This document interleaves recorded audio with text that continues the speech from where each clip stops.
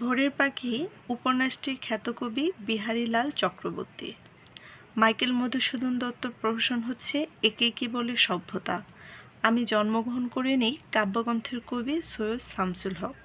ধর্ম সাধারণ লোকের সংস্কৃতি, আর সংস্কৃতি হচ্ছে শিক্ষিত মার্জিত লোকের ধর্ম। উক্তিটি বলেছেন মোতাহার হোসেন চৌধুরী। মেঘনাদবধ কাব্য রচিত হয় অমৃতাক্ষর ছন্দে। পাঞ্জেরি কবিতা ফারুক আহমেদের যে কাব্যের অন্তর্ভুক্ত সাত সাগরের মাঝি।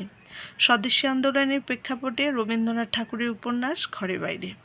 অভিক রবীন্দ্রনাথ ঠাকুরের যে গল্পের নায়ক ছিলেন, রবিবার গল্পের নায়ক।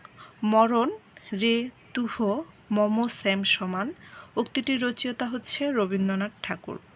তোমারই যেন ভালোবাসিয়াছি শতরূপে শতবার, জনমে জনমে যুগে যুগে অনিবার। রবীন্দ্রনাথ ঠাকুরের যে কবিতার অংশ অনন্ত প্রেম। রবীন্দ্রনাথ ঠাকুরের নষ্টনীর গল্পের একটি বিখ্যাত চরিত্র হচ্ছে চারুলতা। বিধবার প্রেম নিয়ে রচিত উপন্যাস রবীন্দ্রনাথের চোখের বালি। অনিলা যে গল্পের নায়িকা পয়লা নম্বর।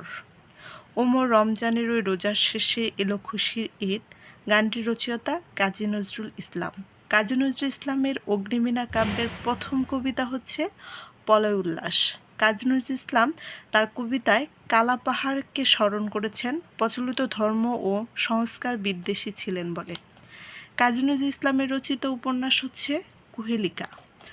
কাজী নজরুল ইসলামের রচিত উপন্যাস মৃত্যু ক্ষুধা। কাজী নজরুল ইসলাম তার যে গ্রন্থটি রবীন্দ্রনাথ ঠাকুরকে উৎসর্গ করেছিলেন সঞ্চিতা। কাজী নজরুল ইসলাম রচিত গল্প হচ্ছে পদ্ম গোখরো।